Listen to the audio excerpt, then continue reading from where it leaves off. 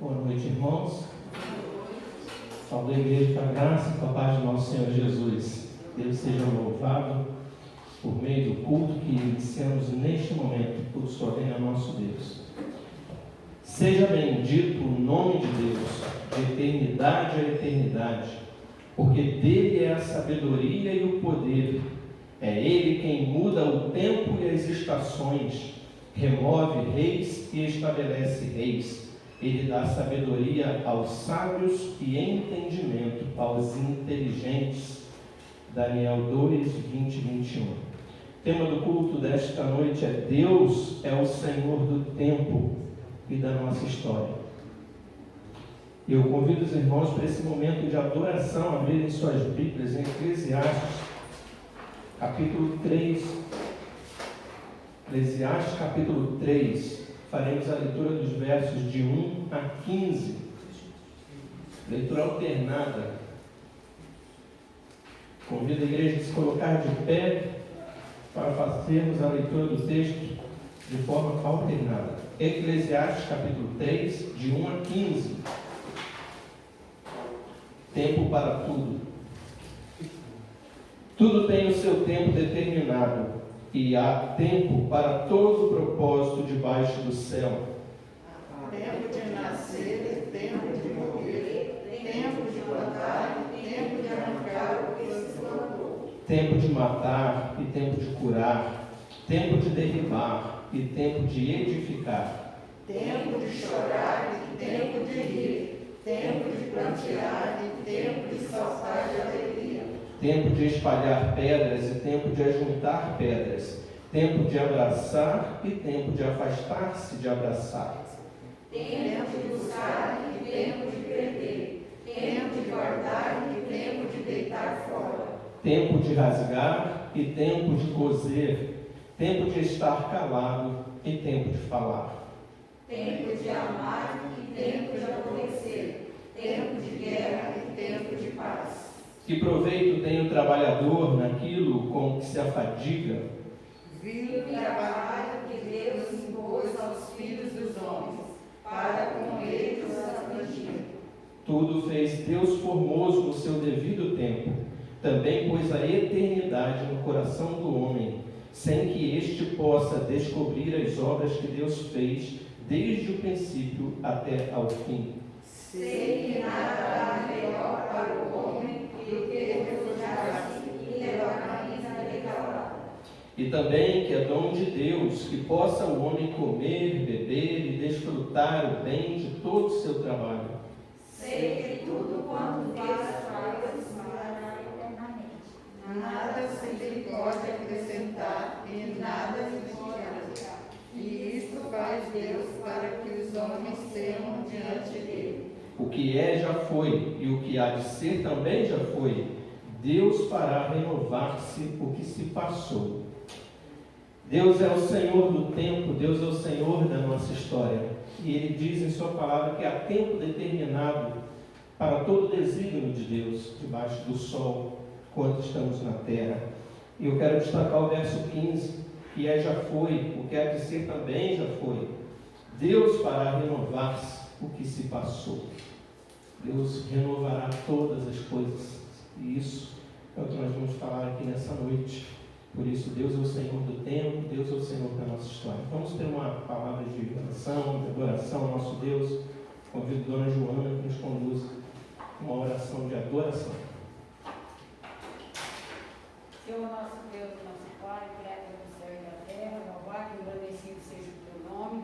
Amém. Pela tua palavra, Senhor, onde ela diz que há tempo para tudo, Senhor. E que nós possamos cada dia esperar o tempo do Senhor, não o nosso tempo, Senhor. Muitas vezes nós pedimos ao Senhor as bênçãos, queremos para ontem. E não é assim, temos que esperar o tempo que o Senhor determinou, Pai. Ajuda-nos cada dia, Senhor, depender do Senhor. Colocamos diante do benefício as nossas vidas, que possamos, ó Pai, cada dia aprender do Senhor, aprender a obedecer, aprender a ler a tua palavra e segui-la, Pai.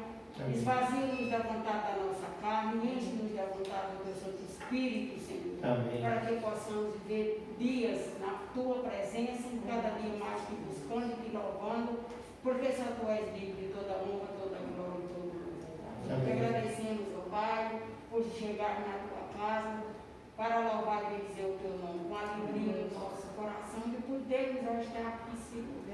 Temos palavras para te expressar o quanto o Senhor é bom. Louvado seja Deus por isso, Senhor, e ajude. Cada dia as coisas vão melhorando cada vez mais. Amém. Para que possamos voltar todos os nossos trabalhos normais, Senhor. Amém. E nós sabemos que em nome de Jesus, breve isso irá acontecer. Amém. Pai de amor, fala-nos através da tua palavra nesta noite. Usa o teu servo poderosamente nas tuas mãos, Senhor. Amém. Que ele possa ser um vaso de bênção usado por ti. Que ele possa, as palavras que ele falar não venha dele, mas venha através do Senhor, do teu Espírito Santo. Amém. Ilumina e usa poderosamente a vida do teu servo para transmitir a mensagem que o Senhor quer transmitir para o teu povo nesta noite, Senhor. Fica conosco e perdoa os nossos pecados em nome de Jesus. Amém. Amém, Senhor. Vamos louvar ao Senhor com o hino Deus dos Antigos, hino número 18. Louvemos ao nosso Deus.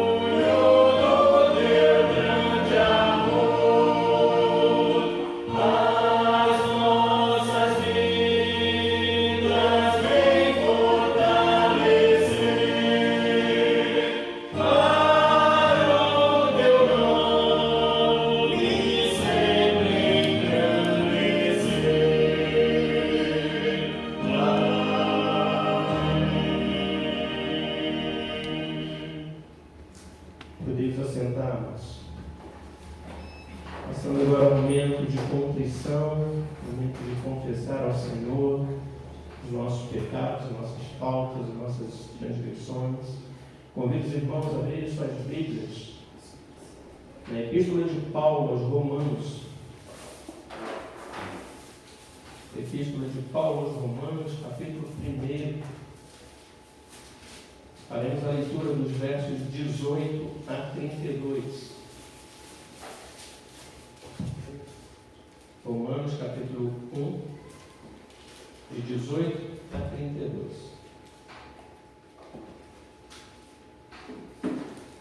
Farei a leitura e peço que os irmãos acompanhem suas Bíblias.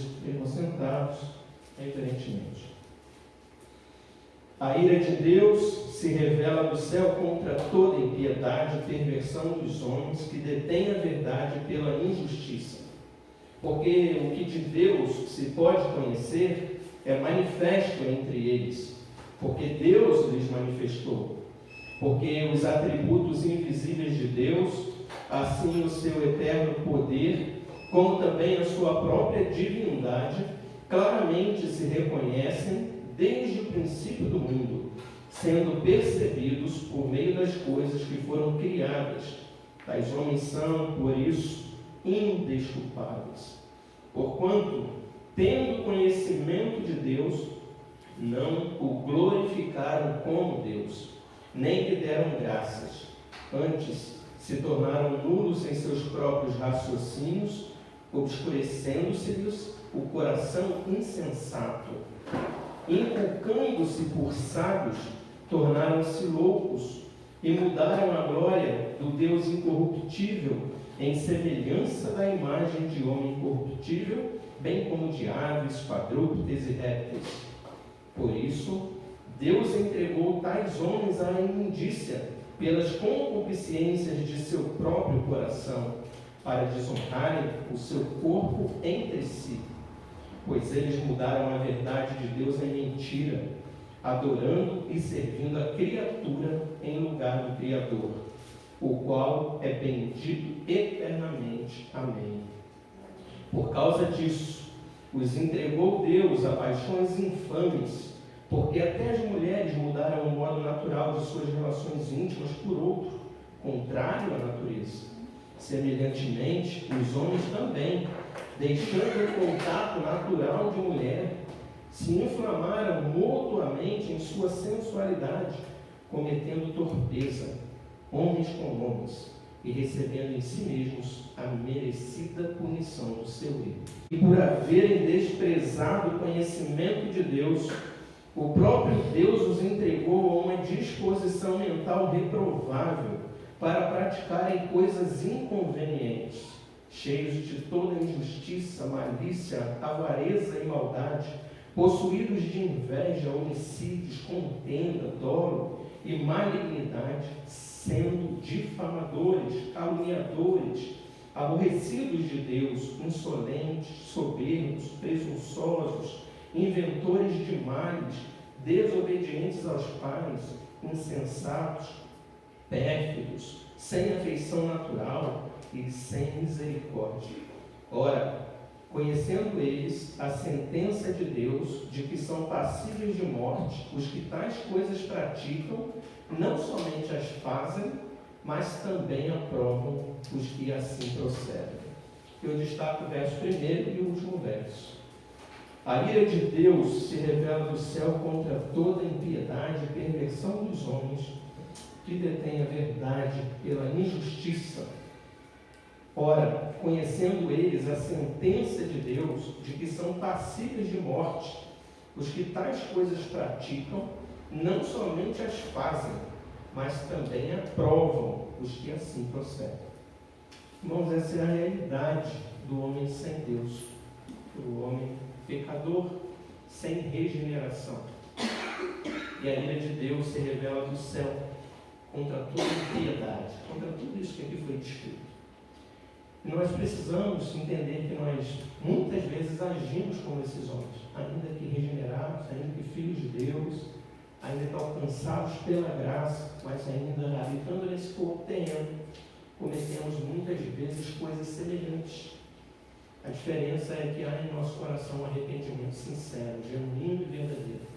E quando deslizamos, voltamos para a presença de Deus, que temos nele a garantia do seu perdão. Diferente do ímpio, que não apenas faz, praticam todas essas coisas, como ainda aprovam os que assim procedem. Mas nós não, nós somos regenerados, nós somos redimidos, nós pecamos sim, mas contritos, arrependidos, chegamos na presença do nosso Deus, lhe pedindo perdão e dia a dia crescendo para não pecar assim novamente. Mas coloquemos nossa vida na presença do Senhor, pedindo-lhe perdão, confessando ao Senhor os nossos pecados, as nossas faltas, E eu peço ao irmão que nos conduza nessa oração de confissão.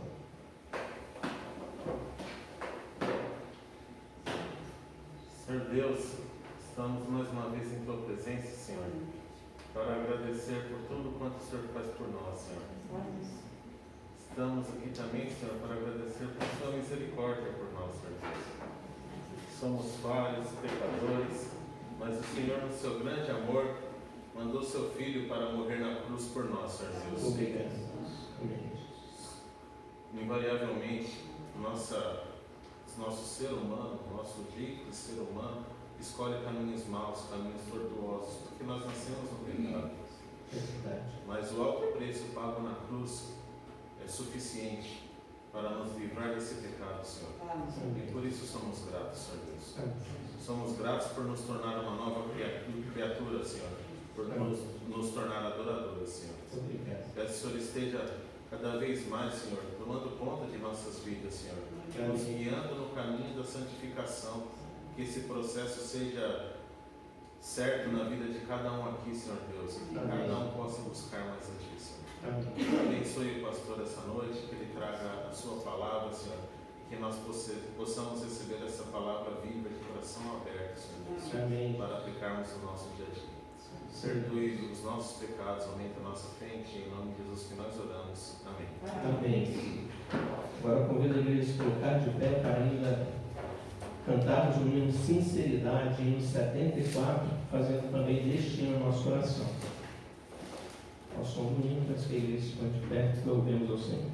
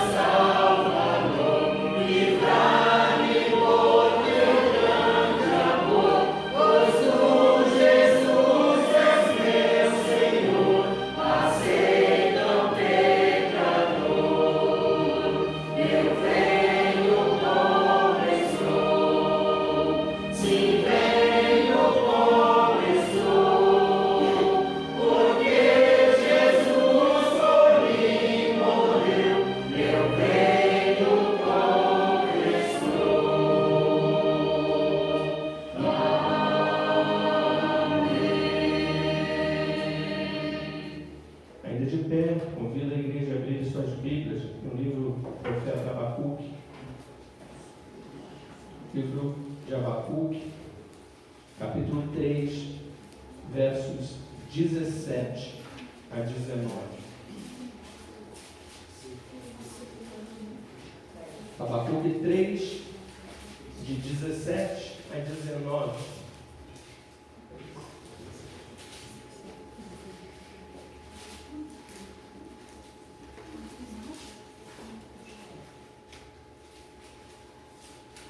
Leitura, vamos fazer essa leitura em conjunto. conjunto, amados. Vamos ler todos juntos? Diz assim a palavra do nosso Deus, Abacuque 3, 17 e 19. Ainda que a figueira não floresça, nem haja fruto na vide, o produto da oliveira minta, e os campos não produzam mantimentos, as ovelhas sejam arrebatadas do aprisco, e nos currais não haja gado. Todavia eu me alegro no Senhor, exulto no Deus da minha salvação. O Senhor Deus é a minha fortaleza, e faz os meus pés como os da corça, e me faz andar altaneiramente. Ao mestre de canto, para instrumentos de corça. Verso 19: o Senhor Deus é a minha fortaleza, e faz os meus pés como os da corça, e me faz andar altaneiramente. Quando o Senhor é esse nosso Deus, quando nós temos essa intimidade com Deus, podemos dizer como profeta: ainda que a figueira não floresça, nem haja fruto na vide. E essa era a situação do profeta. Ele coloca a sua confiança, porque ele diz: todavia eu me alegro no Senhor, exulto no Deus da minha salvação. A vida consagrada é uma vida que não vive pelo que vê, nem na escassez, nem na fartura. Não se ilude pela fartura e nem se aflige na escassez. Conforme o apóstolo Paulo diz: tudo posso naquele que me fortalece. Tanto sei viver na abundância quanto na escassez. Irmãos, essa é uma vida consagrada a Deus, uma vida de fidelidade a Deus, uma vida de quem confia em Deus. Que seja assim a nossa vida, esse momento de consagração. Coloque-se na presença de Deus, vamos louvar ao Senhor, pensando nas letras que aqui cantaremos, aguardando o retorno do Senhor que virá nos buscar, mas colocando e consagrando, através desses louvores, a nossa vida ao nosso Deus. Que vivamos assim, como esses homens de Deus. E aqueles também que vieram aí preparados com seus dízimos e ofertas poderão trazer até o gasofilaço, enquanto nós vamos louvar ao Senhor com esses dois louvores de adoração ao nosso Deus.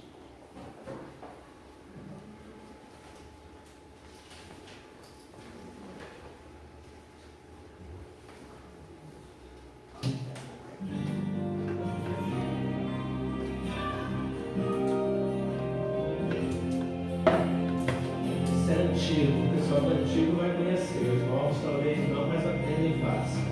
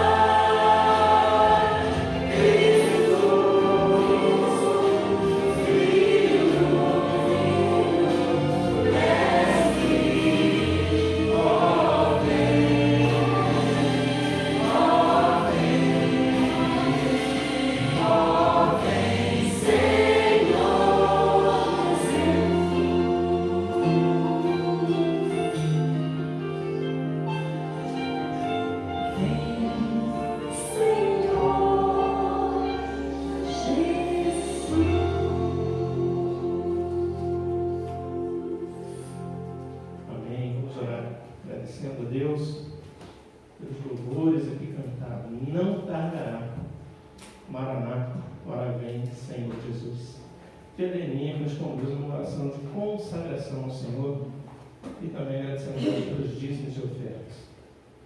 Senhor Deus, obrigada, Deus, por mais uma noite aqui, Senhor, na tua presença, Senhor.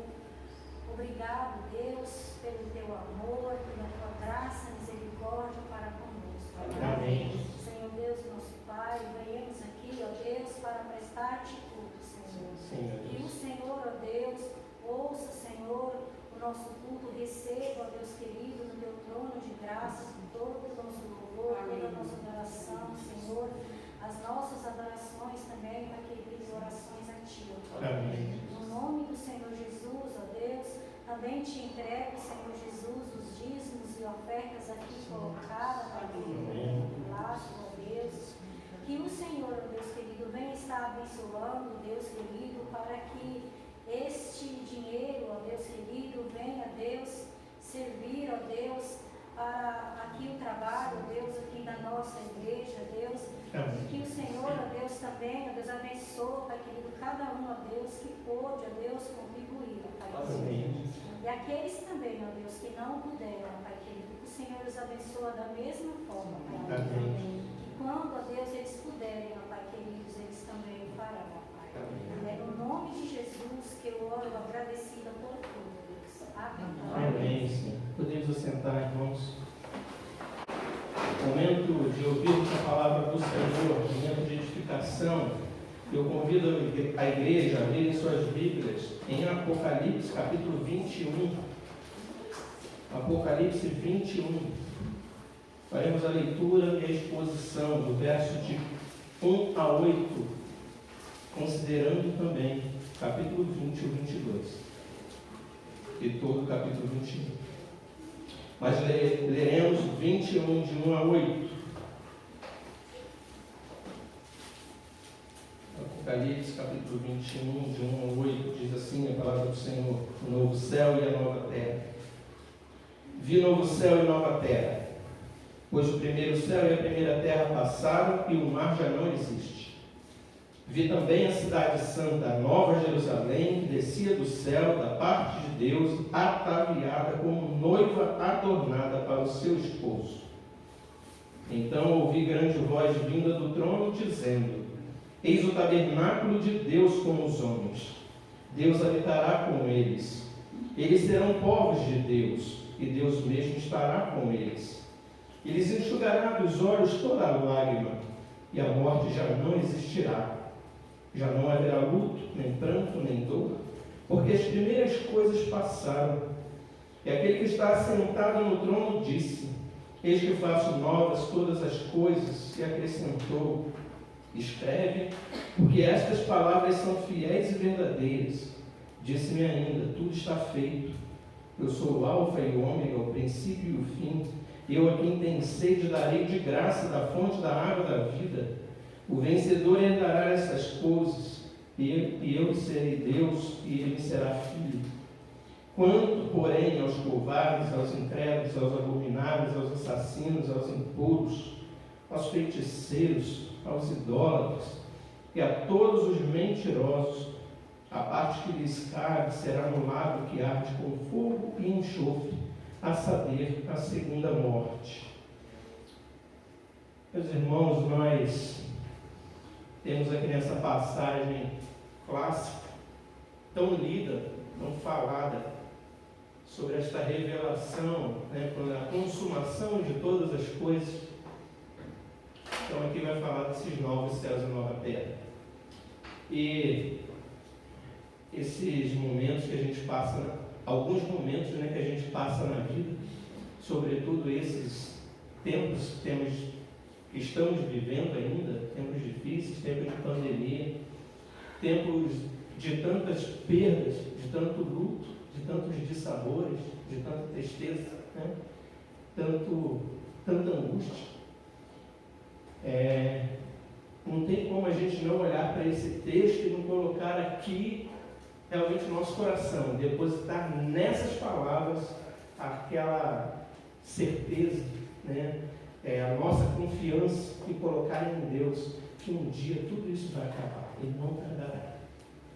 Por isso nós cantamos Maranata. Por que nós cantamos Maranata? Ora vem, Senhor Jesus. Porque a gente precisa que isso acabe. A gente precisa que acabe essa dor e sofrimento. A gente precisa que acabe os dissabores dessa vida. As tristezas, as angústias, as perdas, o luto. Até bichinho de estimação. Quanta falta faz na nossa vida.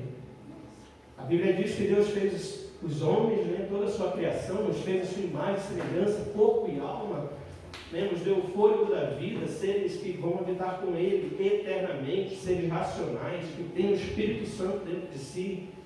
Mas a palavra de Deus diz também que Deus fez os animais selváticos e os animais domésticos. E Deus fez essa distinção entre os animais.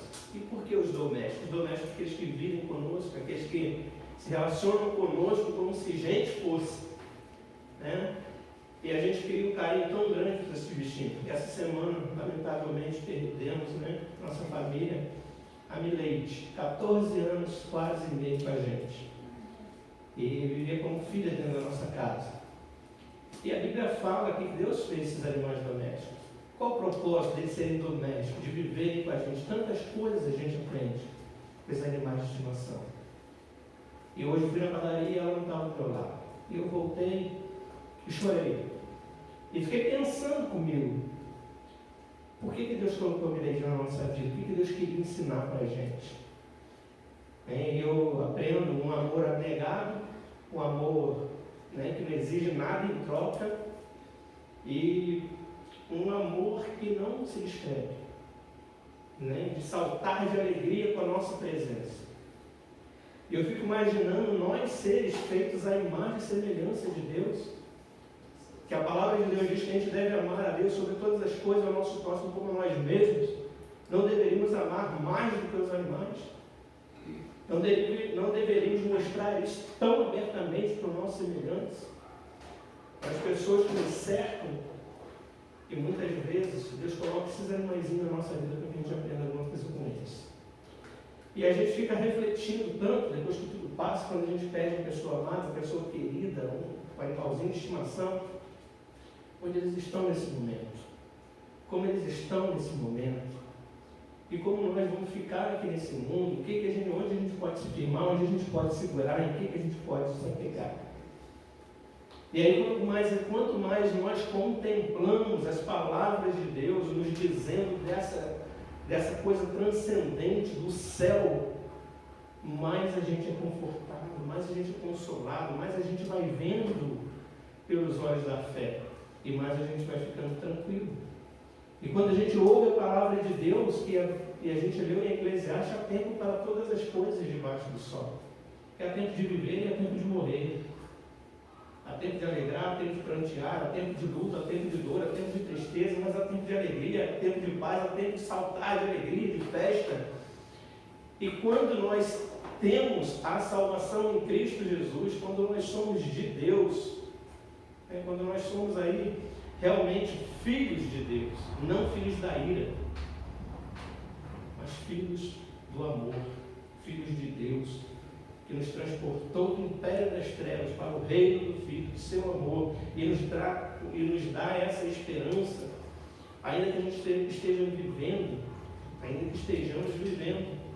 tempo de pandemia, tempo de luto, tempo de tristeza, de toda hora, morre um, morre o outro, morre um amigo aqui, morre um querido ali, como agora morreu o reverendo Daniel Santos, não conheço, mas muito amado aí no círculo presbiteriano, conhecido de muitos. Aqui perdemos a Suzy, perdi a minha mãe.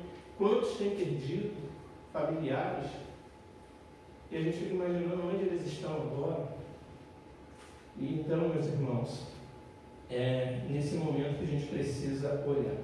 Então, 2020, ano de pandemia, é um ano para ser esquecido? Talvez, mas também um ano para ser refletido sobre ele. Eu não vejo a hora de passar esse ano.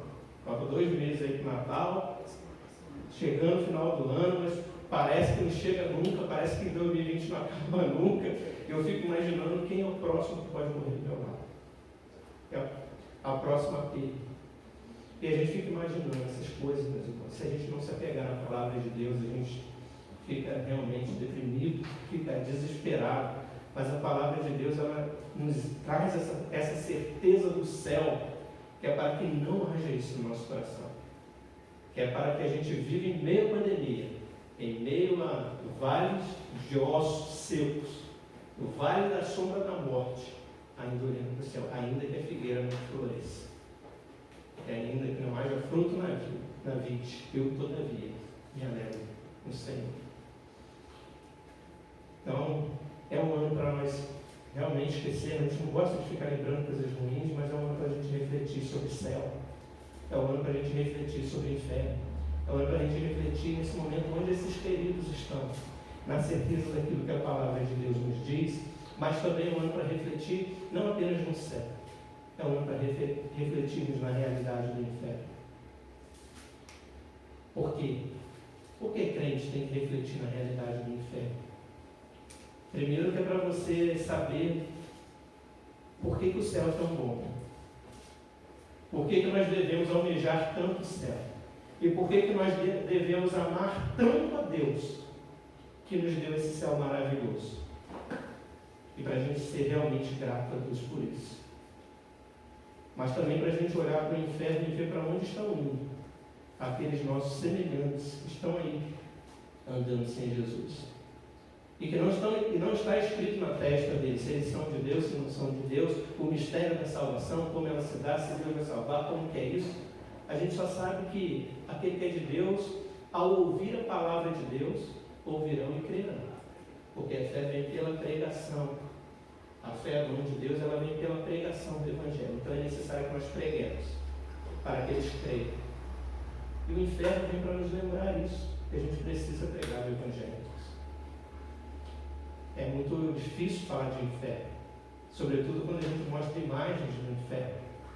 A gente gosta muito de acreditar no céu, não é verdade? Como é bom acreditar no céu, como é bom acreditar na bênção e na paz que reina no céu. E como é terrível só dar uma olhadinha para o lado do inferno. Mas é bíblico. A gente não pode pregar só de céu. A palavra, a Bíblia inteira, de Gênesis a Apocalipse, trata de dois temas, dois destinos. A Bíblia trata de vida, mas a Bíblia trata de morte. A Bíblia trata de céu, mas a Bíblia trata de inferno. A Bíblia fala de salvação, mas a Bíblia fala de condenação. A Bíblia fala, então, das ovelhas, mas a Bíblia fala dos bodes. A Bíblia fala da luz, mas a Bíblia fala das trevas. Fala dos eleitos, mas fala dos condenados. Fala de Deus, mas fala de Satanás. E esse texto que nós lemos é um texto que traz muitas figuras, né? Aí quando a gente começa a mostrar essas figuras, parece que é testemunho de Jeová, né? Isso é coisa de testemunho. Não, isso é bíblico. É aquilo que é bíblico, a gente tem que trazer. E a revelação, o Apocalipse, a ideia que esse livro quer nos trazer é isso mesmo, é aguçar a nossa mente, é aguçar a nossa imaginação, é a revelação do céu, é a revelação do inferno, é a revelação dessas duas realidades, da vitória daqueles que estão em Cristo e da condenação para aqueles que estão sob o império das trevas, sob o império do diabo, do maligno, e serão lançados no lago de fogo e enxofre. Então essas duas verdades, elas são assim, colocadas de forma muito metafórica, óbvio, muitas figuras de linguagem, mas justamente para nós aguçarmos a nossa mente, já que a gente não pode descrever. João diz que ele não consegue descrever em palavras o que ele viu, mas ele traz através de figuras, de imagem, mais próximo da realidade que conseguiu, para que a gente possa tentar imaginar o que é essa realidade. Então hoje eu não trago nenhuma exegese grandiosa. O Evangelho, ele é algo, uma palavra muito simples, no entanto, muito profunda, contundente. Não é à toa, irmãos, que nós chegamos no altar do Senhor trajando terno, trajando gravata, e muitos de toga. O que nós queremos ouvir quando viemos à igreja? O que nós queremos ouvir quando abrimos a palavra de Deus? Aqui está, nós estamos falando de poder de Deus para salvar e poder de Deus para condenar. Não tem nada mais sério, não tem nada mais grave, não tem nada mais solene do que quando abrimos a palavra de Deus, as escrituras sagradas, e falamos de vida e falamos de morte, falamos de salvação e falamos de condenação. É o destino da tua vida eterna que está descrito nessa palavra, sob condições para salvação ou para perdição. E eu admiro as igrejas em que as pessoas que vão trajando formalmente, ou bem vestidas, de forma bem solene, bem séria, bem oficiais, assim, como você vai no casamento, quando você vai numa reunião de um advogado, num fórum, diante de uma celebridade, você quer ir bem, né? Por quê? Porque a roupa caracteriza a tua ordem, a tua postura, né? a tua reverência para com aquele ambiente, para aquela gravidade do que aquela situação exige.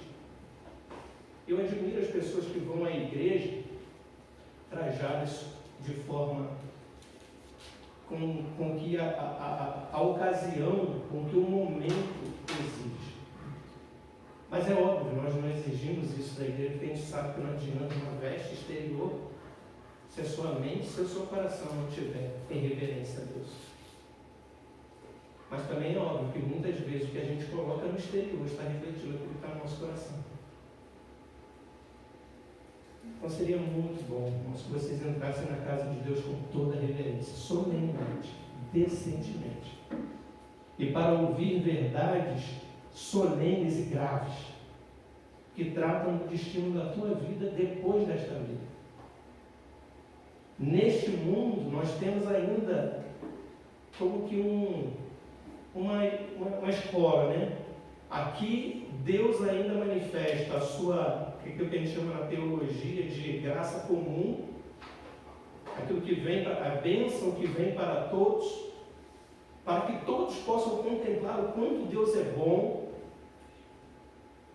o ímpio e o justo vivendo debaixo do mesmo céu e todas as coisas ocorrendo para todos, você desfrutando das belezas naturais da criação do Criador, ainda que você esteja blasfemando com o Criador, o ímpio,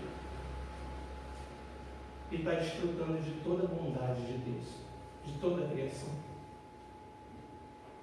Então, nós desfrutamos da bênção, da graça comum de Deus que recai sobre toda a humanidade, sobre ímpios e justos, sobre bons e maus, sobre crente e não crente. Mas Deus também nos deixa cenas para que nos alertemos um pouquinho daquilo que pode ser, de que é o inferno. E claro que não é comparável com a descrição que a gente vê nesse texto que a Bíblia fala, nessa passagem do inferno. Mas a gente vê cenas terríveis, irmãos. E era para a gente olhar para essas cenas e pensar um pouquinho na realidade do inferno, que também é bíblica. E o mundo vive como se todos fossem para o céu.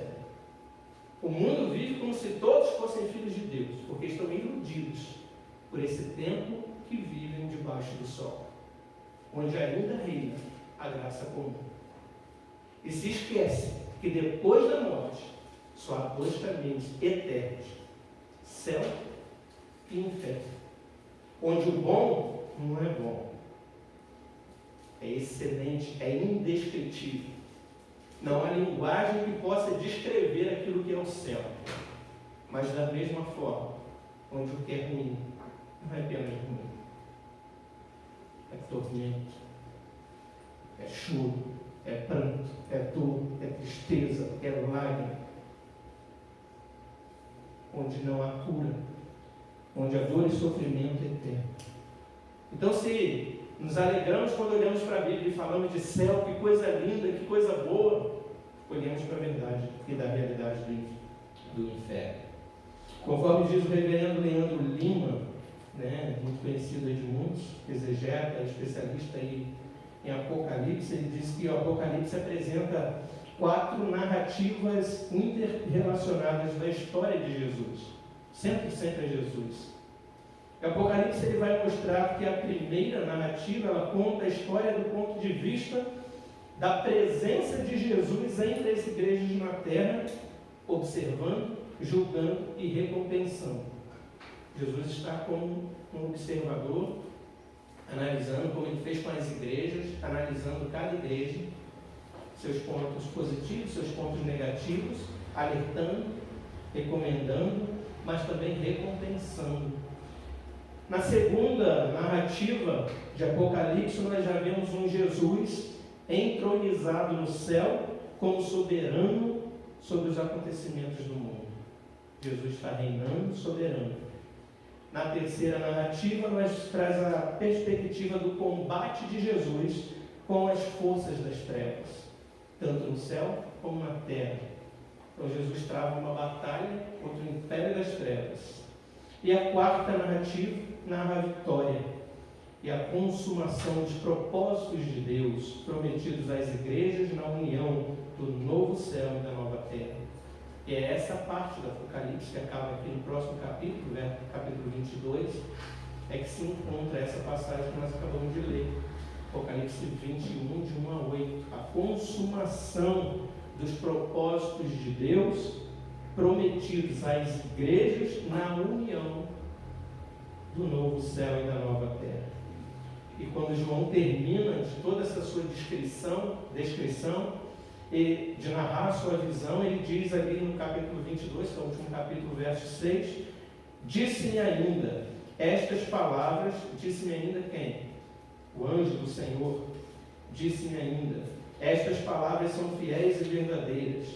O Senhor, o Deus dos espíritos dos profetas, enviou seu anjo para mostrar aos seus servos as coisas que em breve devem acontecer. Então a estrutura desse texto aqui específico que a gente está lendo, irmãos, ele vai tratar de duas coisas. A herança dos eleitos, novos céus e nova terra, uma vida eterna com Deus, e a herança de condenados, que é a segunda morte, lago que arde com fogo e enxofre.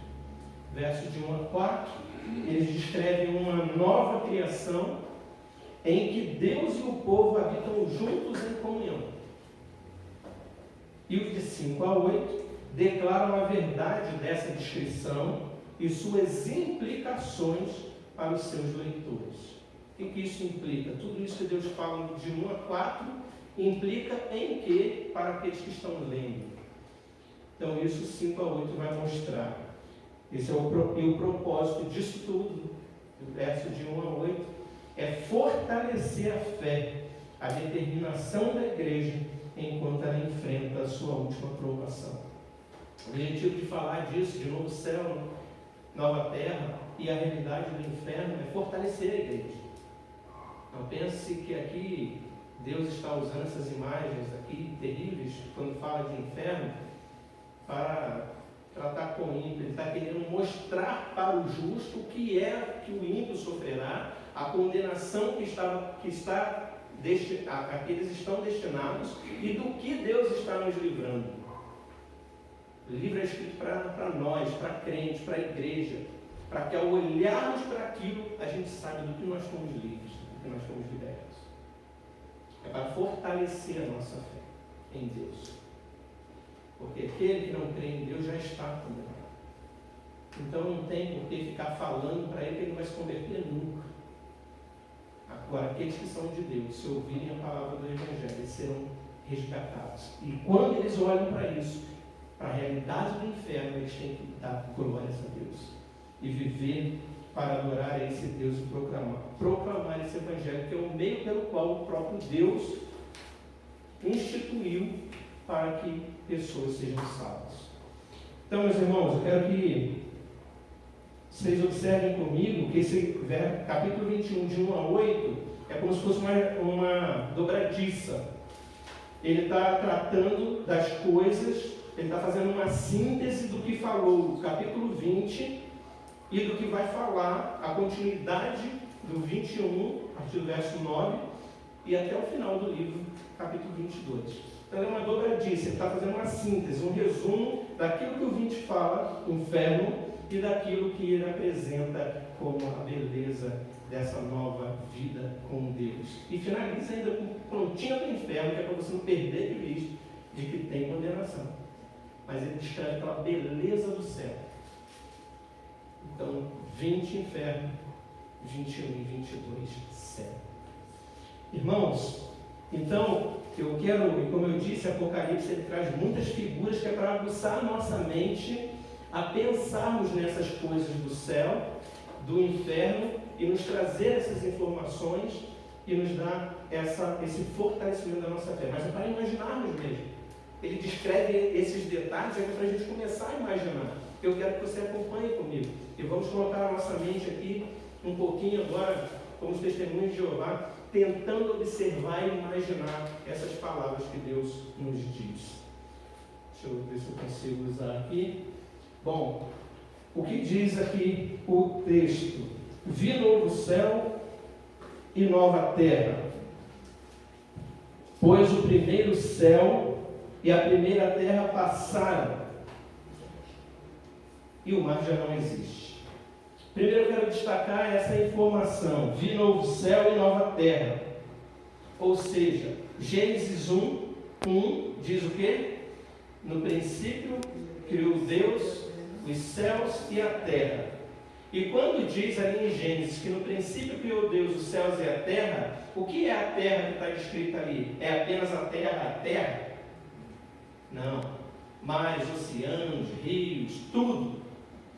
No princípio criou Deus os céus e a terra, ou seja, tudo que há no mundo, tudo que há no planeta Terra, criou Deus. E aqui ele está dizendo que ele viu novo céu e nova terra, ele viu isso tudo novo, inédito, restaurado, com nem sombra daquilo que era o anterior. Ele fez tudo novo, novo céu e nova terra, porque aquela primeira, tanto terra quanto céu, passaram. E aí ele vai dizer então que o mar já não existe. Se entendemos que terra é toda a criação, é tudo que Deus criou, inclusive mares, rios e oceanos, porque ali encontram-se a sua criação, os animais marinhos, os peixes, todas as criaturas marinhas e as vegetações marinhas dos oceanos, tudo. Então, nós não entendemos que esse o mar já não existe se refere ao mar literal. Como dissemos, o livro de Apocalipse ele usa muitas figuras, metáforas, para mostrar para a gente aquilo que ele quer dizer. Entendemos que esse mar, que ele diz que não existe, se refere então a algumas passagens que mostram esse mar como o local de onde surge o mar, da profundeza da terra, da onde vem de baixo, da onde surge aquilo que não era visto, aquilo que não era observável, do mais profundo do abismo. Então o mar aqui é essa imagem, é da onde está surgindo aquilo que é o mal. Capítulo 13, por exemplo, verso 11 nos diz isso: vi emergido do mar uma besta, foi-lhe dado também que pelejasse contra os santos e os vencesse. E diz ainda no verso 8: e adorá-lo-ão todos os que habitam sobre a terra, aqueles cujos nomes não foram escritos no livro da vida do Cordeiro. Ora, nós sabemos que, de acordo com o Apocalipse também, quando fala de besta, não está falando de um animal marinho, não está falando de uma baleia, não está falando de um dragão ou coisa, como aquelas imagens que falam que surge do mar. A besta é descrita em Apocalipse como o anticristo. E o anticristo não é um animal marinho. O anticristo não é algo que vai surgir de dentro das águas. O anticristo, de acordo com a própria Apocalipse, é uma pessoa que surgirá, que enganarão a muitos e que farão muitos se dobrarem diante deles, e aqueles que não foram escritos no livro da vida o adorarão, se curvarão diante dele. Então se trata de uma pessoa, não do animal marinho. Então quando fala que do mar surge a besta, então a gente, se fosse para entender literal, teria que entender que o anticristo, o homem, ele vai surgir do fundo do oceano para vir. Não é assim que a Bíblia escreve. Por isso nós não entendemos que esse mar já não existe, até por conta do que vem no transcorrer da passagem, mostrando que não haverá mais choro, não haverá mais tristeza, não haverá mais pranto, não haverá mais luta. E com base nesse 13 que fala que ele, olha o que diz o 13:1, via emergido do mar uma besta, foi-lhe dado também que pelejasse contra quem? Contra os santos e o vencesse.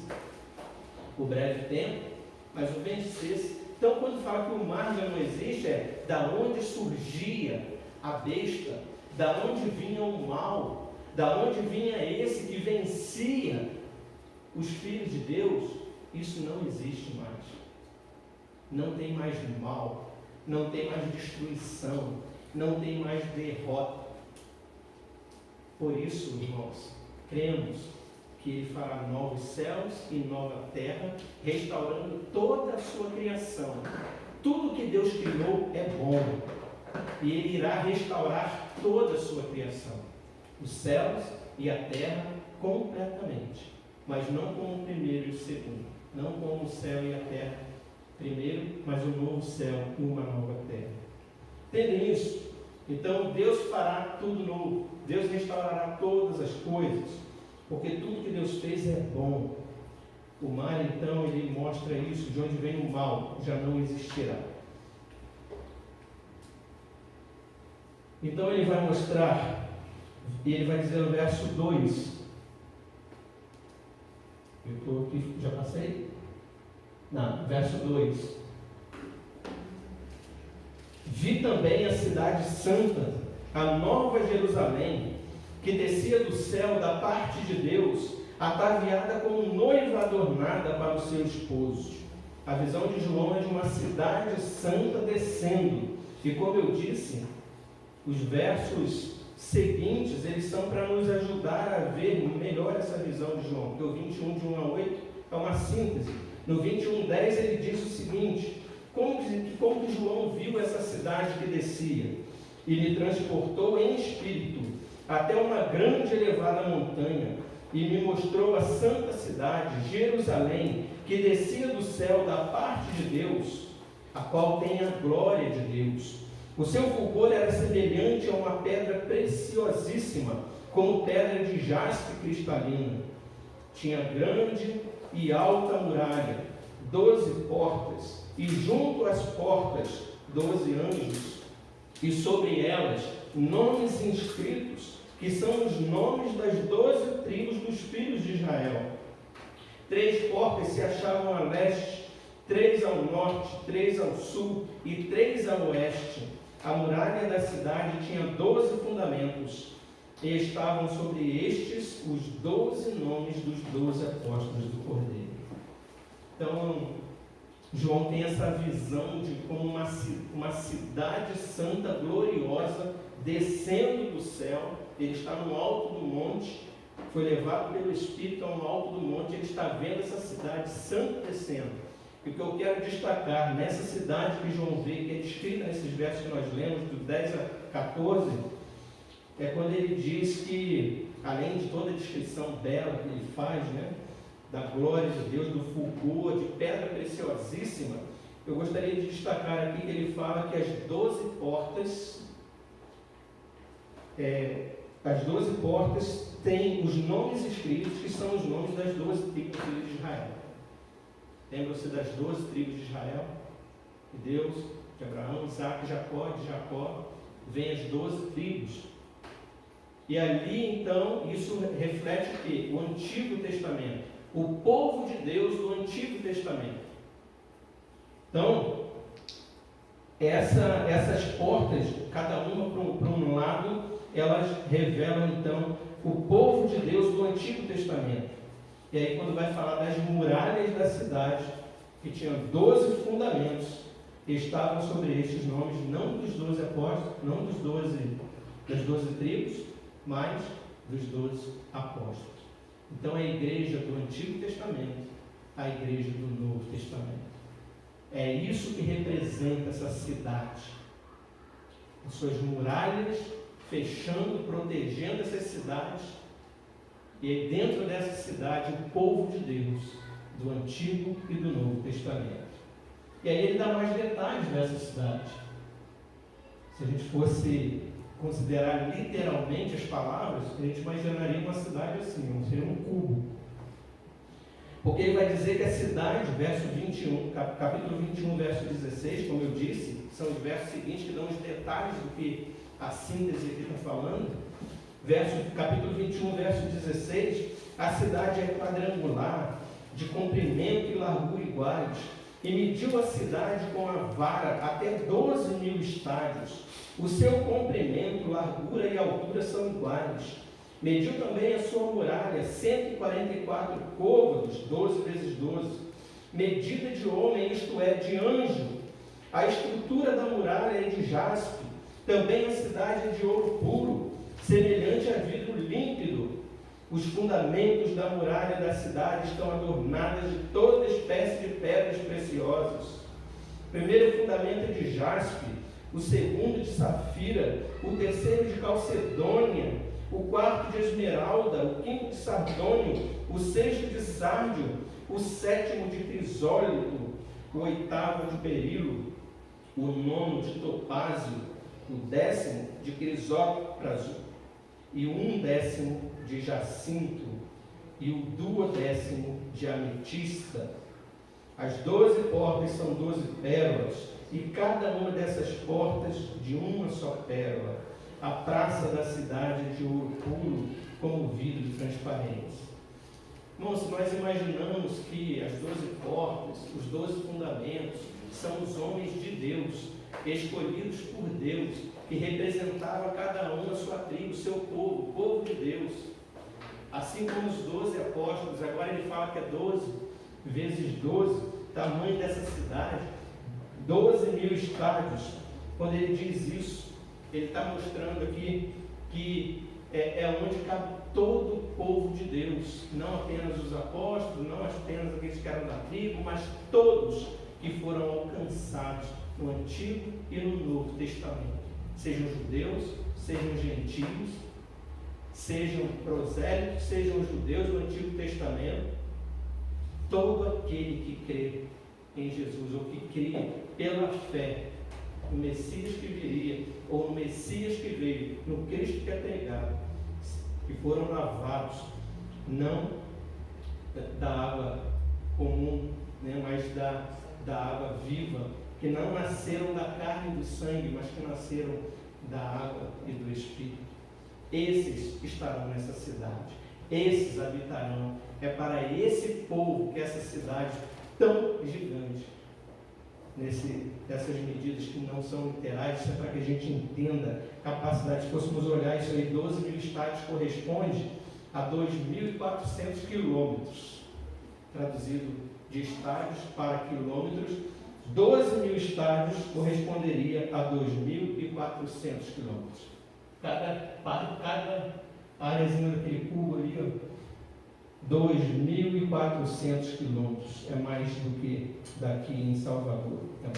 Mas enfim, irmãos, isso e todas essas formas, toda essa beleza, pérola e todas essas preciosidades que são descritas é para mostrar a riqueza dessa cidade, para que todo o povo de Deus esteja ali. E vem para nosso imaginário, para que nós possamos pensar na riqueza e na preciosidade com que Deus trata o seu povo.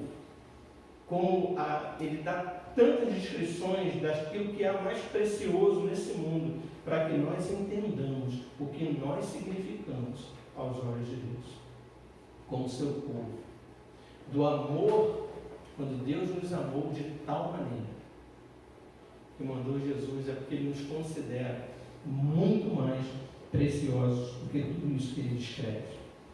Mas diz então a passagem, continuidade, verso 3. Então ouvi grande voz vinda do trono dizendo. Então essa voz também é descrita no capítulo 20, verso 11. Vi um grande trono branco, e aquele que nele se assenta, de cuja presença fugiram a terra e o céu, e não se achou lugar para eles. Capítulo 4, verso 2 vai dizer: imediatamente eu me achei em espírito, e eis armado no céu um trono, e no trono alguém sentado. Capítulo 4, verso 9. Esses seres viventes derem glória, honra e ações de graças ao que se encontra sentado no trono, ao que vive pelos séculos dos séculos. Várias descrições mostram o trono de Deus, onde aquele ser vivente está sentado, aquele que nele se assenta, de cuja presença fugiram a terra e o céu. Um trono onde o Senhor, onde há a presença do próprio Deus e a sua glória. Nessa cidade está a glória de Deus. Ele continua: eis o tabernáculo de Deus com os homens. Deus habitará com eles. Eles serão povos de Deus, e Deus mesmo estará com eles. No capítulo 21, verso 22, ainda diz: nela, ou seja, na cidade, não vi santuário. Não vi santuário, porque o seu santuário é o Senhor, o Deus Todo-Poderoso e o Cordeiro. A cidade não precisa nem de sol nem da lua para lhe darem claridade, pois a glória de Deus a iluminou, e o Cordeiro é a sua lâmpada. As nações andarão mediante a sua luz, e os reis da terra lhe trazem a sua glória. E como não imaginar na alegria descrita dessa passagem? 21:4 vai dizer: e lhes enxugará dos olhos toda lágrima, e a morte, que já não existirá. Irmãos, a morte já não existirá. Já não haverá luto, nem pranto, nem dor, porque as primeiras coisas passaram. Isaías 65:18 vai nos dizer: mas vós folgareis e exultareis perpetuamente. Não é por um tempo.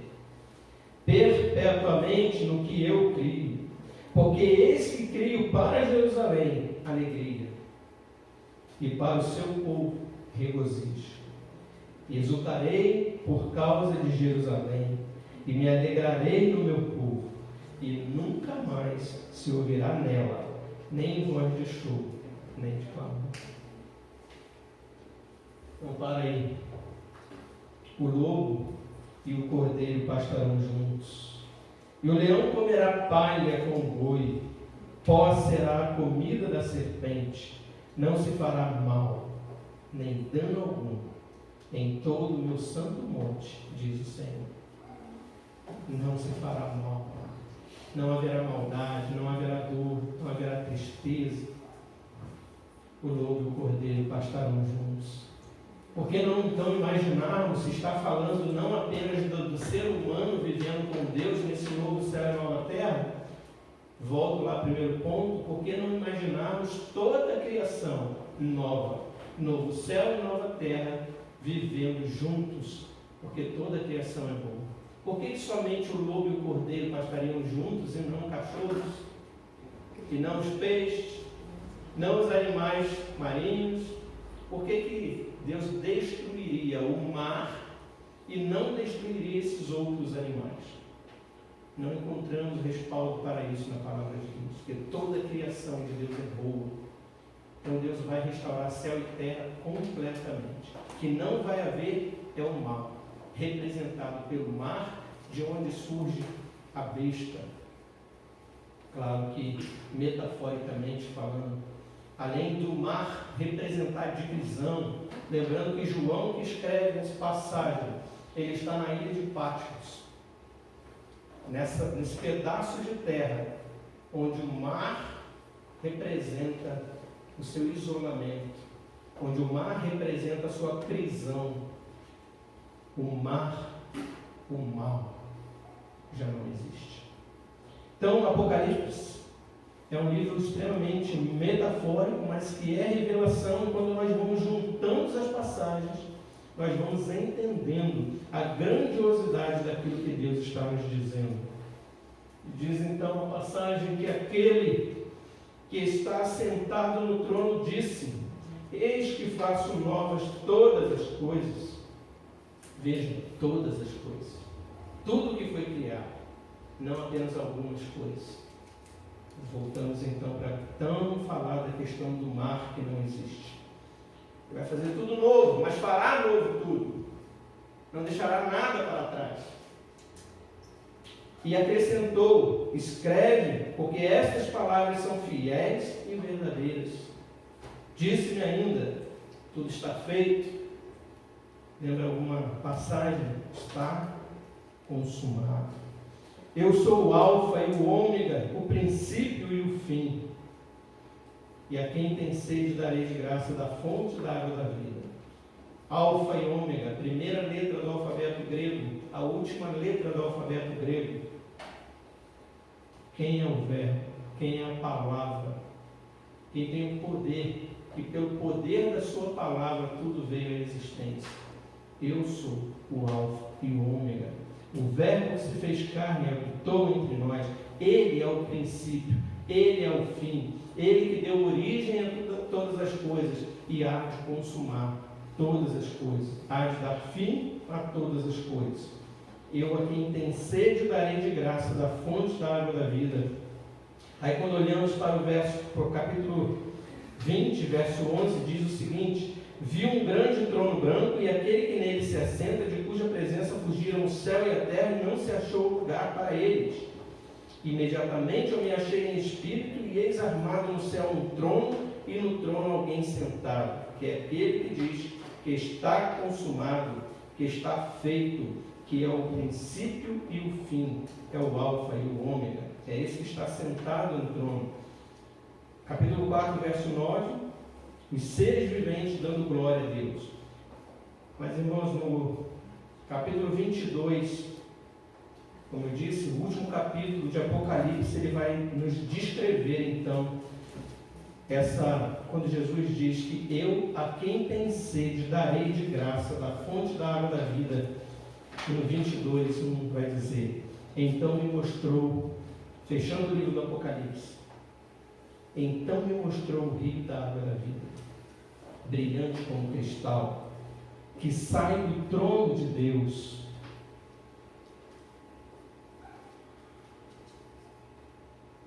Então me mostrou o rio da água da vida, brilhante como cristal, que sai do trono de Deus e do Cordeiro. No meio da sua praça, de uma e outra margem do rio, está a árvore da vida. Lembram-se da árvore da vida? Que Jesus expulsou o homem do jardim do Éden para que não comesse do fruto da árvore da vida em pecado e vivesse naquela condição eternamente, o que mostra a graça de Deus já no início da sua criação. Se você pensa que o homem foi expulso do jardim do Éden por maldição apenas de Deus, isso era mais uma manifestação da sua graça, porque junto com a condenação vem a graça de Deus para que não comesse do fruto da árvore da vida e morresse eternamente. Mas agora, no meio da sua praça, de uma a outra margem do rio, está a árvore da vida, que produz 12 frutos, dando o seu fruto de mês em mês, e as folhas da árvore são para a cura dos povos. Nunca mais haverá qualquer maldição. Nela estará o trono de Deus e do Cordeiro, na praça. Os seus servos o servirão. Nós, seus servos, serviremos a Deus nessa nova terra. Contemplarão a sua face, e na sua fronte está o nome dele, Cordeiro. Então já não haverá noite, nem precisam eles de luz de candeia, nem da luz do sol, porque o Senhor Deus brilhará sobre eles e reinarão pelos séculos dos séculos. E ele vai dizer no verso 7, o vencedor herdará essas coisas. São todos que estavam lá, irmãos? O vencedor herdará essas coisas. Eu lhe serei Deus e ele me será filho. Somos mais que vencedores por nós mesmos, por meio daquele que nos amou. A igreja de Esmirna, o anjo da igreja em Esmirna escreve: estas coisas diz o primeiro e o último, que esteve morto e tornou a viver, ou seja, Jesus. Conheço a tua tribulação, igreja de Esmirna, a tua pobreza, mas tu és rico, e a blasfêmia dos que a si mesmos se declaram judeus e não são, sendo antes sinagoga de Satanás. Não temas as coisas que tem de sofrer. Eis que o diabo está para lançar em prisão alguns dentre vós, para serem dispostos à prova. Tereis tribulação de 10 dias. Ser fiel até a morte, e dar-te a coroa da vida. Somos mais do que vencedores por meio daquele que nos amou. Não somos vencedores pelos nossos próprios méritos. Somos merecedores, porque estamos em Cristo. E aquele que está em Cristo é nova criatura. As coisas velhas se passaram, eis que tudo se fez novo. E Ele nos diz que dará aos seus a coroa da vida. Ele faz perseverar até o fim. E nós, então, em meio a tribulações, porque o Senhor Jesus disse o que para os seus discípulos? No mundo tereis aflições. Mas tem de bom ânimo. Vocês vencerão? Vocês serão os vencedores? Eu venci o mundo. Então, quando estamos em Cristo, somos mais do que vencedores, por meio dele mesmo, que nos amou. E nos amou de tal maneira que veio, que se encarnou para morrer em nosso lugar. Então, meus irmãos, até aqui nós vimos a beleza do céu. Quão indescritível é isso. Isso aqui é o que João conseguiu expressar para que a gente possa entender com linguagens humanas infinitamente limitadas o que é que o céu, que nós podemos levar à mente, a razão humana, naquilo que a gente pode pensar de maior que existe nesse mundo, da glória, da beleza, da riqueza, da preciosidade que é estar vivendo com Deus na glória no céu. Mas a palavra do nosso Deus também fala de morte, a herança dos perdidos, dos que não creram em Cristo, da condenação eterna. E o que essa palavra fala, meus irmãos? O último verso, capítulo 21, verso 8. Quanto, porém, a quem? Covardes, incrédulos, abomináveis, assassinos, impuros, feiticeiros, idólatras, mentirosos, a parte que lhes cabe será onde? No céu? Na terra? No lago que arde com fogo e enxofre, a saber, não essa primeira morte, a segunda morte. Não devemos ficar iludidos com a graça comum que há neste mundo onde só há a primeira morte. E aqueles que vivem contemplando as belezas criadas por Deus, usufruindo de todas as riquezas desse mundo, por conta dessa graça comum que Deus dá a todos, acham que acabou, morreu, acabou. Não, queridos. A segunda morte, ela não tem fim. É uma morte eterna. E ela está reservada para essas 8 categorias e tantas outras, né? Que são descritas 8 adjetivos dos ímpios, ou de pessoas que irão para o lago de fogo e enxofre. Covardes. Covardes são aqueles que ouvem a palavra de Deus, entendem a palavra de Deus, mas não têm firmeza, não perseveram, não firmam, não assumem compromisso, porque o seu coração está ainda apegado ao mundo. É aquela palavra do semeador, quando Jesus vai falando das palavras daquele que cai em terreno rochoso, não cria raiz, não é profundo. As coisas de fora o convida e ele vai, são esses covardes. Eles entendem a palavra, sabem que é real, sabem que Deus existe, mas não tomam a decisão, não assumem o compromisso de verdade com Deus. Esses são os covardes. E os incrédulos são aqueles que realmente nem creem nele. Ateus. Não creem em Deus. No seu coração, ou pelo menos dizem, né, assumem isso no seu coração, que não creem. Então não adianta você dizer que crê, mas ser covarde. Você está igual aquele que diz não crer e é incrédulo, ambos vão para o inferno. Abomináveis. Quantas coisas terríveis, irmãos. A história do mundo nos dá conta de quantas carnificinas foram feitas, quantos genocídios foram feitos, quantos estupros, assassinatos, quantas coisas abomináveis foram feitas. Assassinos tiram a vida do próximo sem pensar muitas vezes. Impuros. Quando a palavra de Deus diz que tudo aquilo que é puro, tudo que é aquilo que é de boa fama, né? Se há louvor, se alguma virtude há, seja isso que ocupe o seu pensamento. Mas a pessoa vive com o seu coração cheio de impurezas, totalmente contaminado com as impurezas desse mundo, feitiçarias, acreditar em feiticeiros, em cartomantes, necromantes, idólatras, que adoram a outro que não é o único e soberano Deus, que faz outras imagens, que tem outros deuses mentirosos.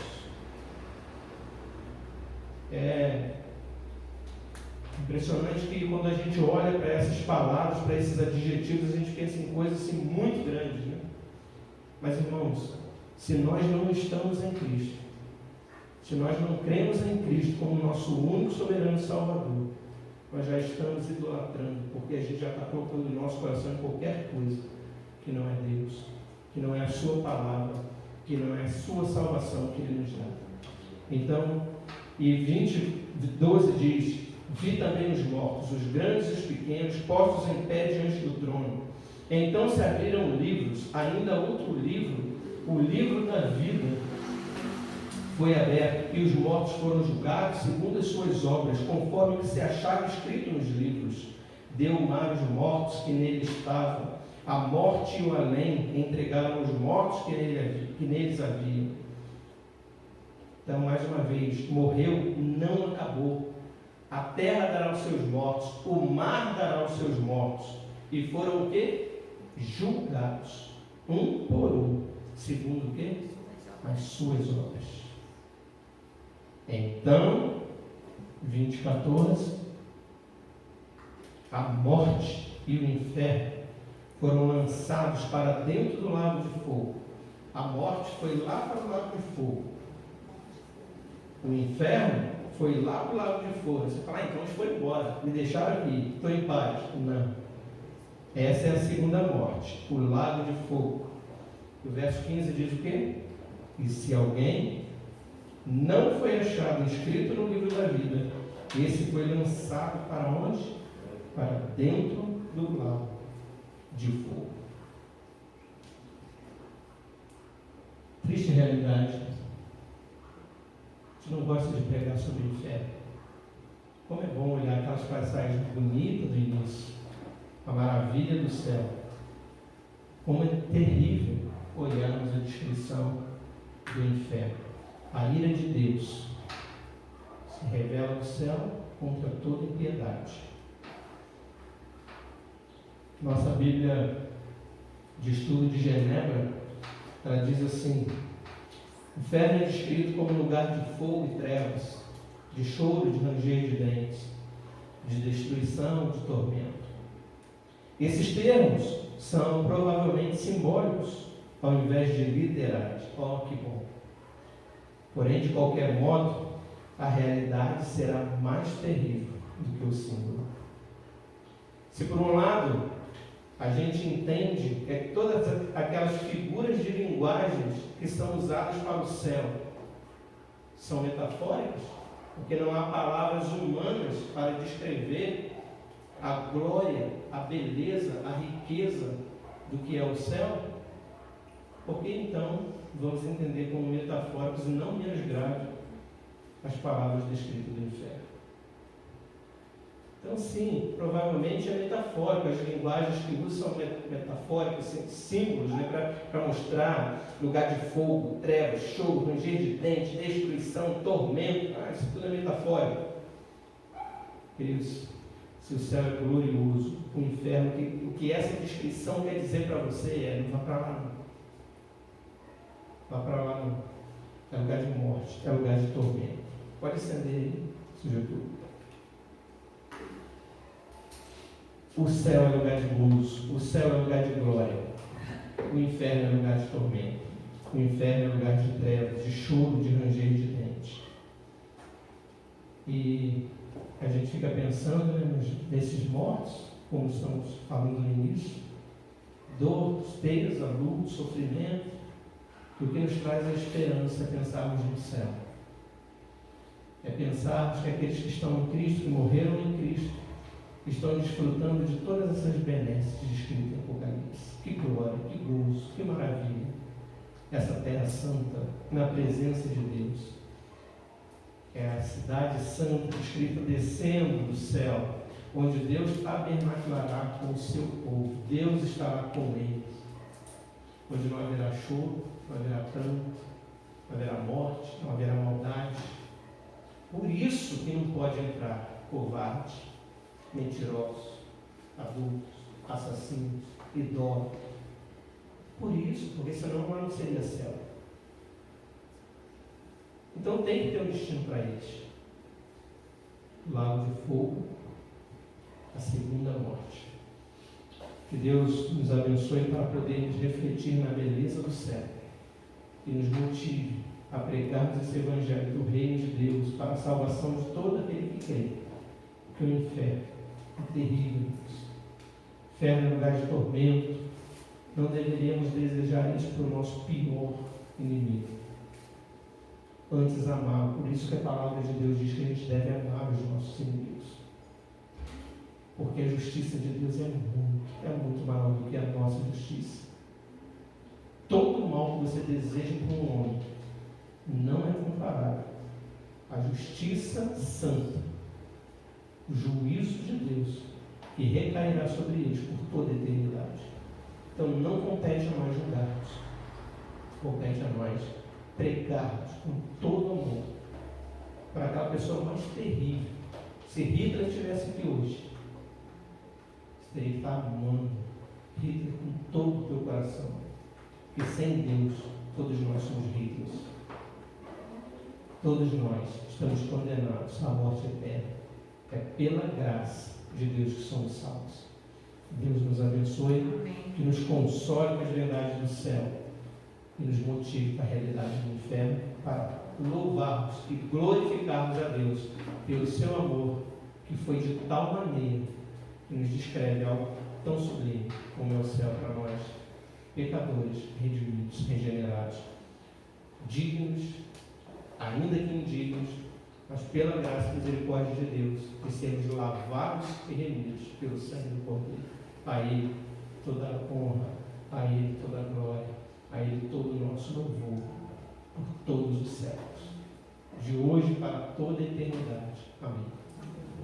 Senhor, nosso Deus e Pai, a Ti toda a honra e toda a glória, porque quanto mais nós debruçamos sobre a Tua palavra e a lemos, mais nós nos chocamos com as verdades, tão simples de serem lidas, mas tão difíceis de serem enfrentadas, confrontadas, vistas, analisadas.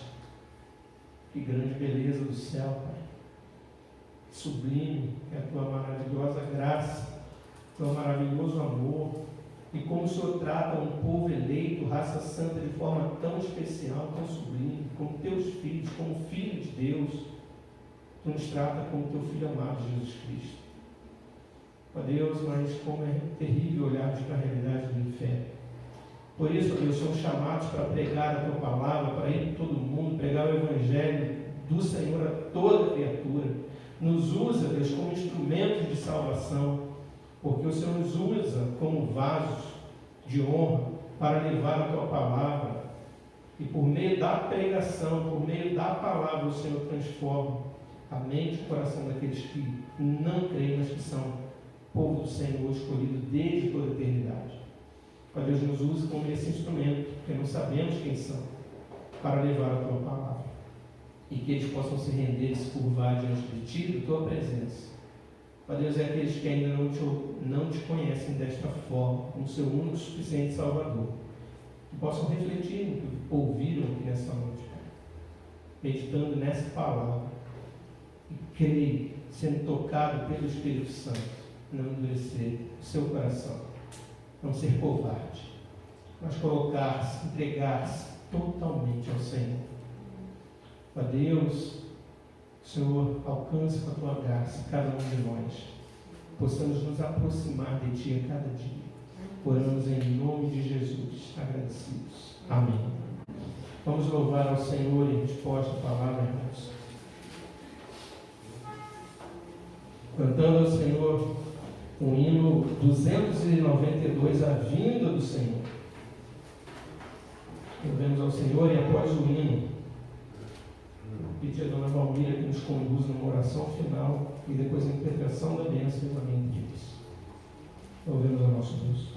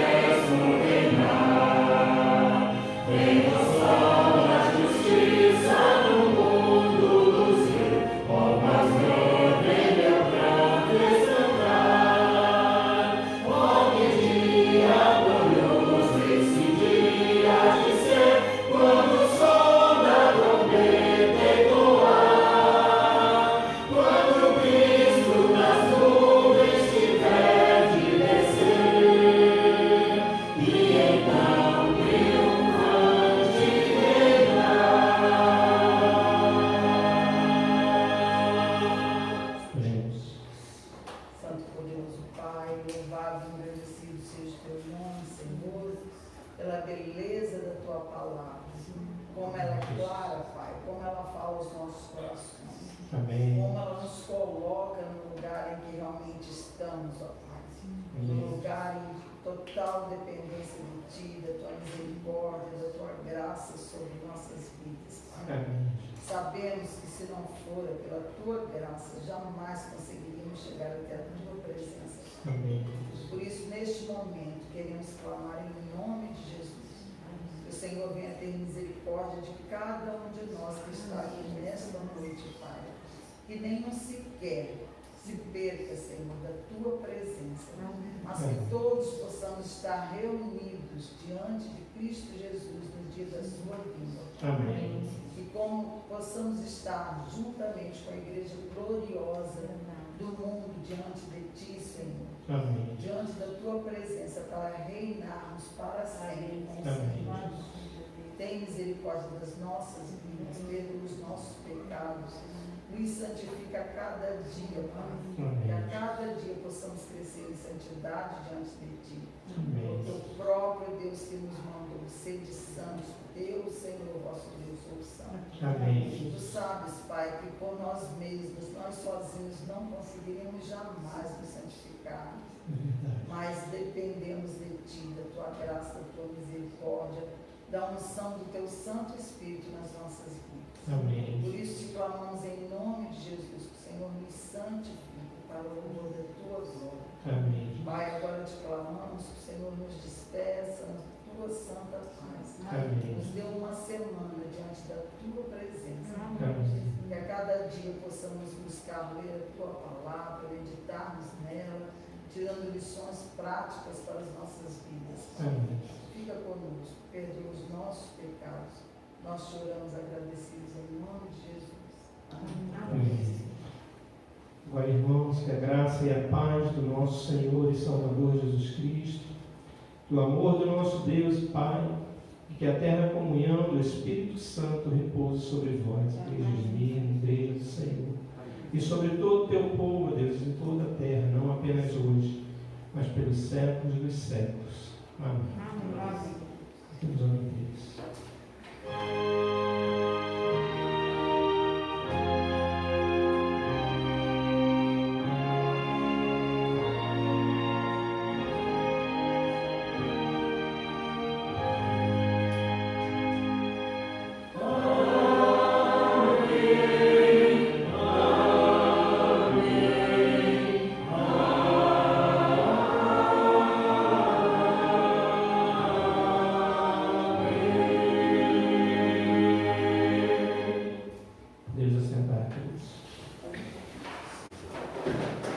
Irmãos, muito bom recebê-los aqui.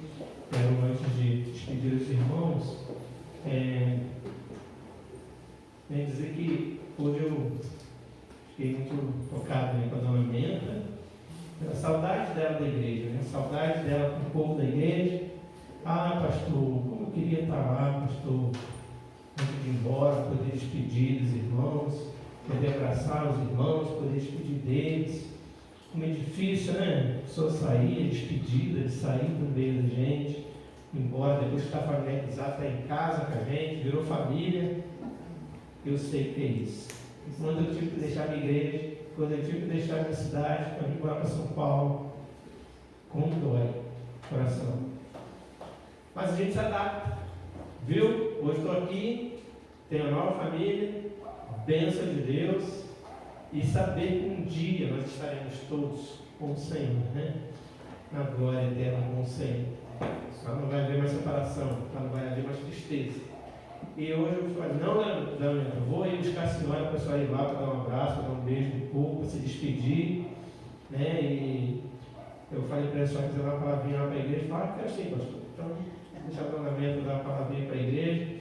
Depois eu pedi o presbítero Paulo, o seu Getúlio, né, os oficiais que estão aí hoje, para virem aqui e para a gente fazer uma oração para a nossa irmã, despedindo ela na bênção de Deus, que ela possa ir para a sua terra, ser recebida aí pela sua família e ter uma vida feliz aí pela frente. Mas ela quer contar um pouquinho aí, que já está indo embora. Tá bom? Então, estudar a palavra para a dona Menta se despedir.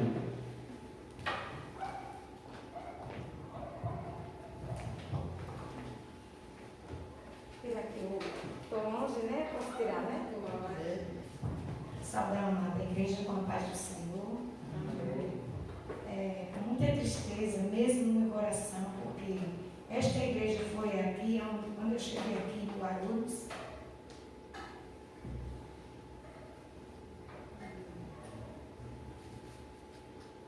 Porque só tem chorão, dona. quando eu cheguei aqui, a igreja me acolheu carinhosamente. E vocês, para mim, é uma família mesmo, que talvez dentro da minha própria família não tenha pessoas assim como vocês são minha família.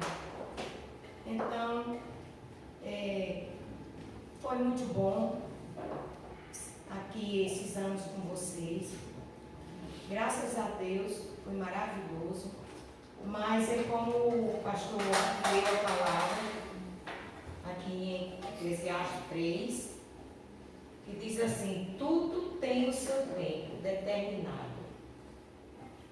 Há tempo de abraçar e há tempo de afastar. Então, nesse momento, para mim, está sendo tempo de afastar.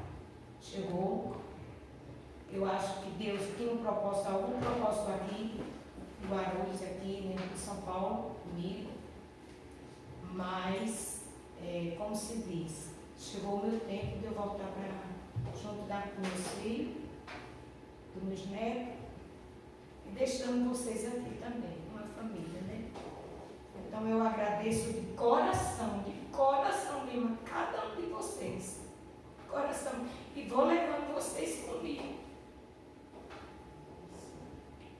Está sendo muito triste para mim, muito triste. Não vou entrar em detalhes. Conversei com o pastor, ele sabe de tudo. Chamei ele lá, conversei com ele está sabendo de tudo. Mas está sendo muito difícil para mim, muito mesmo. Mas é assim, né? Tudo dentro do seu tempo, como tem a palavra. Então, eu acredito que o meu tempo aqui em São Paulo chegou. Não sei, dia de amanhã, Deus é quem sabe, né? Minha vida está nas mãos dele. Eu acredito que o que estou passando seja feita a vontade dele. Eu acredito isso.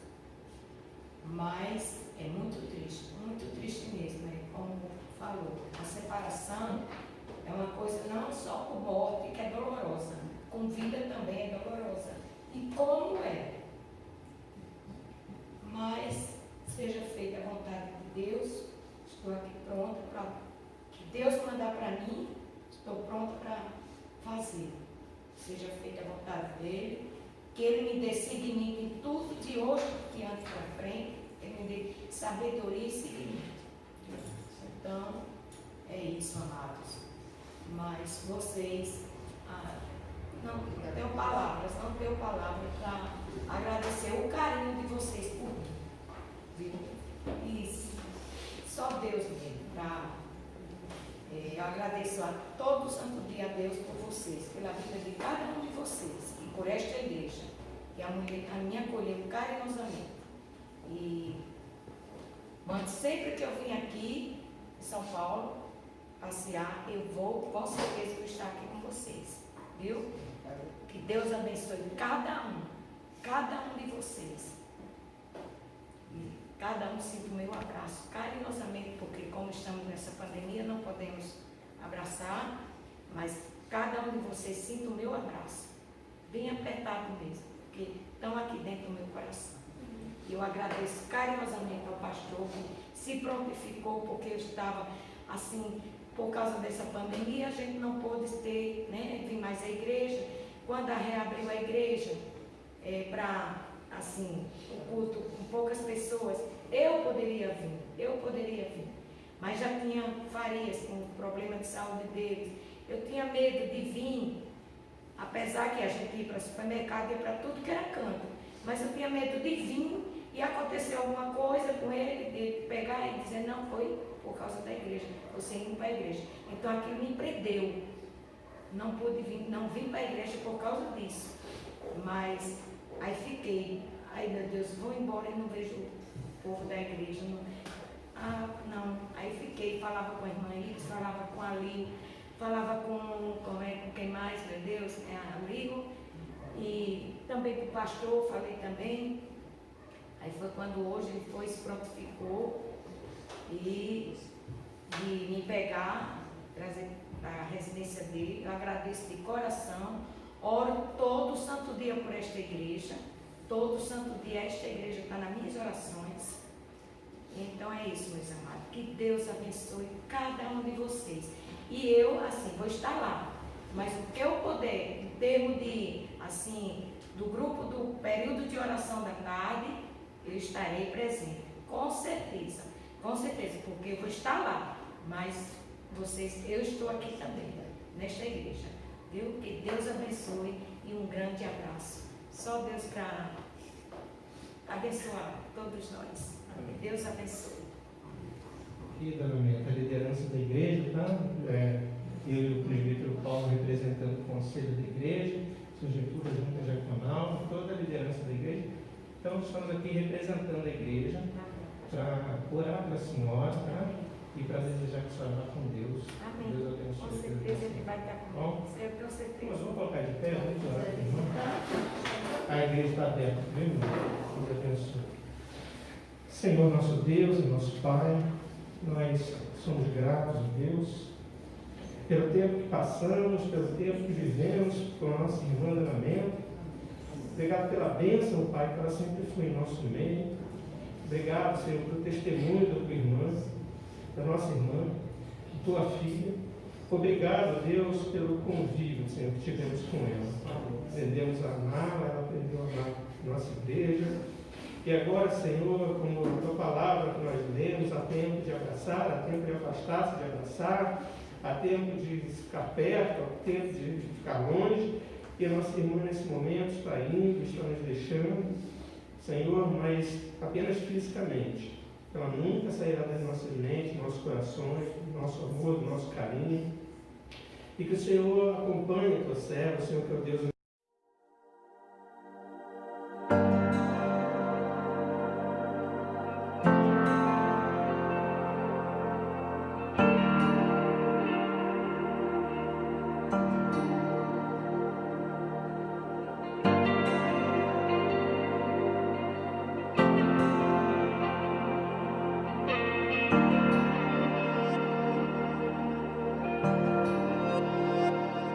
Eras tu, antes do sol, de toda a vida, o autor tu és, reinas.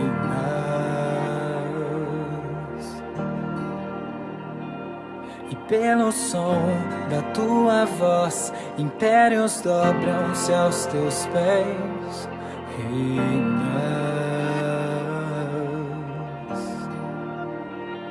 Fazes o mar obedecer, e em teu nome toda a terra estremecer.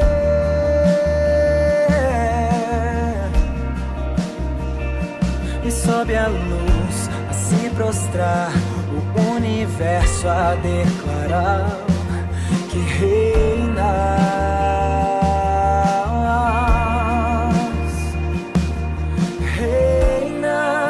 Eternamente reinas, maravilhoso Salvador, Cordeiro Santo és, sobre todos tu reinas, eternamente reinas, és único, incomparável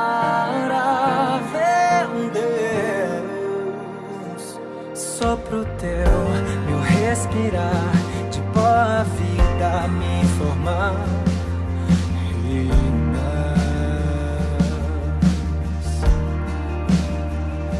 tu és o pão, alimentar, a fonte eterna, saciar, reinas.